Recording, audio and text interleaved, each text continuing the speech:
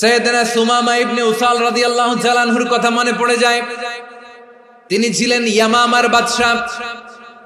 মদিনাতে বিশ্বনবীকে হত্যা করার নিয়তে এসেছিলেন। গোপনে গোপনে বিশ্বনবীকে হত্যা করে আবার ইয়ামামাতে তিনি ফিরে যাবেন। কিন্তু কি অবাক করা কাণ্ড, হত্যা করতে পারে নাই, সাহাবাদের হাতে তিনি ধরা পড়ে গেলেন। সাইয়েদনা সুমামা ইবনে উসাল রাদিয়াল্লাহু তাআলা আনহু হত্যার নিয়তে আসলেন, কিন্তু হত্যা করতে পারলেন না। সাহাবারা ওনাকে ধরে ফেললেন, ধরে মসজিদে নববীর পিলারের মধ্যে বেঁধে রাখলেন। সুমামা ইবনে উসাল, সিরাত থেকে শুনে, সিরাত থেকে শোনাচ্ছি, রাদিয়াল্লাহু তাআলা আনহু ইয়ামামার অধিপতি ছিলেন। বিশ্বনবীকে হত্যার জন্য আসছেন, ধরা পড়ে গেছেন, এখন মসজিদে নববীতে বেঁধে রাখছে, তার মানে বন্দী। এখন স্ট্যাটাস কি? বন্দী, ক্যাপটিভ। তো বিষ্ণু ইসলাম সাহাবাদেরকে বললেন তার খোঁজ খবর নিও, সুমামা ইবনে উসালের খোঁজ খবর নিও।